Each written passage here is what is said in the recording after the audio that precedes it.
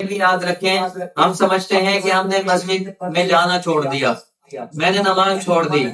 میں نے فلاں امام کے پیچھے نماز پڑھنا چھوڑ دی، نتیجہ یہ نکلتا ہے امام کا تو بہانہ ہوا کرتا ہے کہ کسی نے نماز چھوڑ دی ہو، کسی نے نماز سے جو شخص متنفر ہو رہا ہو اس کا پہلا ٹارگٹ وہ امام ہوا کرتا ہے کہ فلاں امام کے پیچھے نہیں پڑھوں گا، فلاں کے پیچھے پڑھوں گا، پھر اس وجہ سے مسجد چھوڑ دی، جب یہ مسجد چھوڑی تو دوسری میں نہ جا سکے، دوسری میں کچھ دن گئے تو پھر آہستہ آہستہ وہ نمازیں ہی رہ گئی، پھر گھر میں پڑھنا شروع کی، پھر گھر میں بھی چھوڑ گئی، نتیجہ یہ نکلا کہ بے نمازی ہو گیا۔ پھر یہ نہ سمجھا کریں کہ ہم نے نماز پڑھنا چھوڑ دی، حقیقت یہ ہے کہ ہم سے کوئی اتنا بڑا گناہ ہوا ہے کہ جو اللہ کو اتنا ناگوار گزرا، اب اللہ کو اپنے گھر میں میرا آنا بھی گوارا نہیں رہا۔ اب اللہ یہ چاہتا ہی نہیں ہے کہ میں اس کے سامنے کھڑا ہو جاؤں، وگرنہ اگر اللہ مجھے نماز پڑھانا چاہے میری کیا مجال، ماں دس کو تمہیں مرا کہتے اللہ فرماتے ہیں درخت کا ایک پتا میری علم اور میری قدرت کے بغیر نہیں گر سکتا، تو میں انسان کیسے اللہ کے حکم کی خلاف ورزی کر سکتا ہوں؟ لیکن اللہ نے مجھے یہ مہلت دے دی کہ تو نے اگر کرنا ہے تو کر، نہیں کرتا نہ کر، اور اس کے بعد پھر دیکھی جائے گی کہ نماز میں نے چھوڑی تو اس کا نتیجہ نکلا کیا۔ لیکن یاد رکھیں کہ مسجدوں کو آباد کرنا یہ کسی پر احسان نہیں، اللہ پر احسان نہیں، شریعت پر احسان نہیں، مسجد پر احسان نہیں۔ اگر میرے محلے کی مسجد ویران ہے تو رب کعبہ کی قسم میرا گھر کبھی آباد نہیں ہو سکتا۔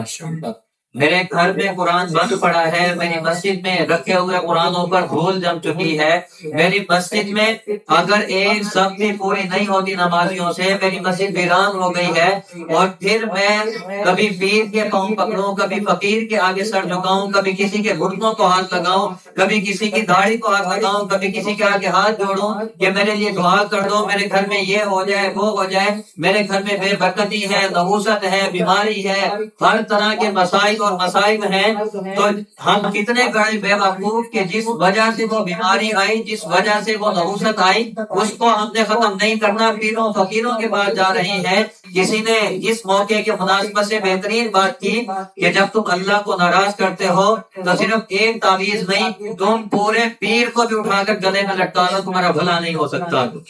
کیونکہ بھلا کرنے والی ذات تو اللہ کی تھی، اس کو تو تم نے ناراض کر دیا، اس سے تو تم نے اعلان جنگ کر دیا، اس کے گھر کو تو تم نے ویران کر دیا، اور یہ سمجھتے ہو ہمارے گھر آباد ہو جائیں گے۔ اللہ کے اندر بھی غیرت ہے،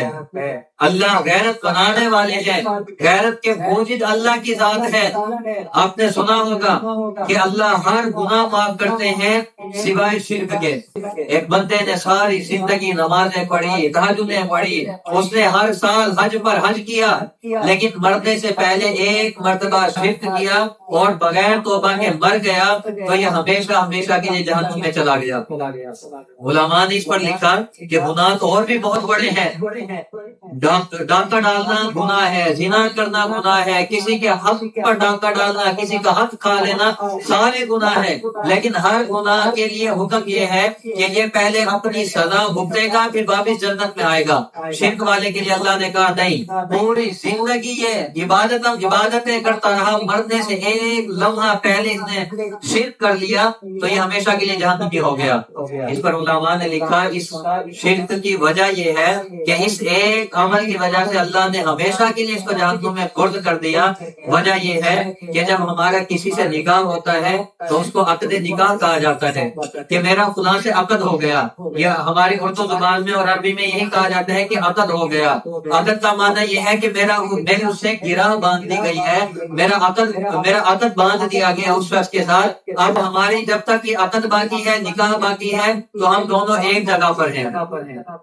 اسی طرح عقیدہ توحید ہے کہ جب ہم نے پڑھا لا الہ الا اللہ محمد رسول اللہ صلی اللہ علیہ وسلم، اور جب ہم نے پڑھا اشہد ان لا الہ الا اللہ واشہد ان محمدا عبدہ ورسولہ، تو یہ ہم نے اللہ سے عقد کر لیا کہ اللہ اب تو ہی ہمارا معبود ہے، تو ہی ہمارا مسجود ہے، تو ہی ہمارا خالق ہے، تو ہی ہمارا مالک ہے۔ اس طرح جس شخص کا نکاح ہوا، اگر اس کی بیوی وہ کسی غیر مرد کی طرف دیکھتی ہے اس مرد کی غیرت گوارا نہیں کرتی کہ عادت میرے ساتھ ہے دیکھتی کسی اور کو ہے، تو اللہ کو غیرت کے بنانے والے ہیں، اللہ کے اندر کتنی غیرت ہوگی، پھر اللہ یہ کیسے برداشت کر سکتے ہیں کہ کھلاتا میں ہوں پلاتا میں ہوں، عادت میرے ساتھ کیا، کلمہ میرے نام کا پڑھا، میرے نبی کا امتی بنا، اور تم میرا ہوتے ہوئے تو کسی اور کی طرف دیکھے، کسی اور کے آگے جا کر سر جھکائے۔ اسی لیے اللہ نے اس کو اتنا بڑا جرم قرار دے دیا کہ اب اگر توبہ کر کیے بغیر مر گئے، ساری زندگی کی نمازیں تہجدیں برباد ہو جائیں گی،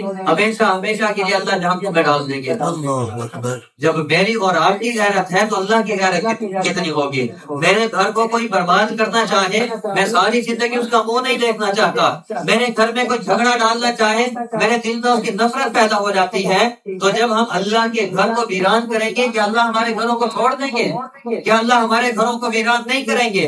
ہمارے گھروں میں بے برکتی اور نحوست نہیں آئے گی؟ جب میرے گھر میں رکھا ہوا قرآن اس کے اوپر مٹی اور دھول جم جائے، اس کو صاف کرنے والا نہ ہو، اپنے گریبان میں جھانکیے کہ آخری مرتبہ قرآن رمضان سے پہلے ہم نے کب کھولا تھا، اور کتنے بدبخت اور بدقسمت لوگ وہ بھی ہیں جو رمضان میں بھی نہیں کھول پاتے۔ کتنی بدقسمتی ہے،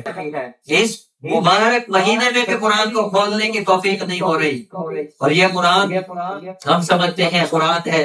کتاب ہے، بند کتاب ہے۔ یہ قرآن ایسی کتاب ہے، اللہ کے نبی نے فرمایا کہ اس میں ایک صورت ایسی ہے کہ جو شخص اس صورت کو پڑھتا ہے، کل قیامت کے دن جس وقت یہ بندہ مر جاتا ہے، قبر میں اتارا جاتا ہے، منکر نکیر آتے ہیں، تو یہ صورت کے سامنے انسانی شکل میں کھڑی ہو جاتی ہے اور کہتی ہے کہ اس سے تم حساب کتاب نہیں لے سکتے، یہ میرا ساتھی ہے، یہ میرا پڑھنے والا ہے۔ فرشتے کہتے ہیں کہ تو بھی اللہ کے حکم کی پابند ہے، ہم بھی اللہ کے حکم کے پابند ہیں، جاؤ اللہ سے بات کر کے آؤ۔ یہ صورت اللہ کے دربار میں جاتی ہے اور جھگڑا کرتی ہے، بعد میں اللہ سے مخاطب ہو کر کہتی ہے کہ یا اللہ، یہ جو بندہ تیرا آیا یہ مجھے پڑھا کرتا تھا، یہ میرا ساتھی تھا، جب دنیا میں اس نے مجھے اکیلا نہیں چھوڑا، مجھے پڑھتا رہا، اب یہ قبر میں اکیلا ہے تو میں بھی اس کو اکیلا نہیں چھوڑوں گی، جب تک یہ قبر میں ہے تب تک میں اس کے ساتھ رہوں گی۔ اور بعض روایات میں تو ہے کہ یہ صورت یہاں تک کہے گی کہ یا اللہ، یا تو اس کا حساب تو اس کا حساب ختم کر دے یا مجھے اپنے قرآن سے نکال دے۔ اللہ مسکرائیں گے اور فرمائیں گے کہ جان میں نے تیری شفاعت کو قبول کیا۔ پورا قرآن ایک طرف، ایک سورت کتنی فضیلت، اور فرمایا کہ یہ وہ سورت ہے جس کی 30 آیات ہیں، یعنی یہ سورہ ملک ہے، یہ تبارک الذی بیدہ الملک، یہ سورت ہے۔ ایک سورت پڑھنے پر اتنا بڑا ثواب، ایک سورت پڑھنے کا اتنا بڑا فائدہ، تو پورے قرآن کا کتنا بڑا فائدہ ہوگا۔ پورا قرآن ہماری کیسی شفاعت کرے گا، پورا قرآن ہمیں کیسے جہنم سے بچا کر جنت میں لے کر جائے گا۔ لیکن اگر اس قرآن کو چھوڑ دیا، اس قرآن کو پڑھنے کے بعد ہم نے بھلا دیا، اس قرآن کو پڑھنا تو سیکھا، اس کے بعد ہم نے چھوڑ دیا، تو یہی قرآن ہوگا۔ اللہ کے نبی نے فرمایا القرآن حجت اللہ علیہ، یہ قرآن تیرے لیے بھی حجت ہے، تیرے خلاف بھی حجت ہے۔ میرے لیے حجت تب ہے، یہ میری شفاعت کرے گا، مجھے جنت میں لے کر جائے گا، اور میرے خلاف حجت تب ہوگا کہ یہی قرآن ہوگا، اللہ سے کہے گا یا اللہ، جیسے اس نے مجھے برباد کیا ایسے تو اس کو برباد کر۔ یہ قرآن اللہ سے کہے گا کہ اللہ، جیسے اس نے مجھے بھلا دیا تھا آج تو اس کو بھلا دے۔ وہ کیا عالم ہوگا کہ جب قرآن میرے خلاف گواہی دے رہا ہوگا، کون بچائے گا مجھے، کون اللہ کے غضب سے بچائے گا جب قرآن ہی میرے خلاف ہو گیا۔ تو یہ قرآن اللہ نے میرے اور آپ کے لیے اتارا تھا۔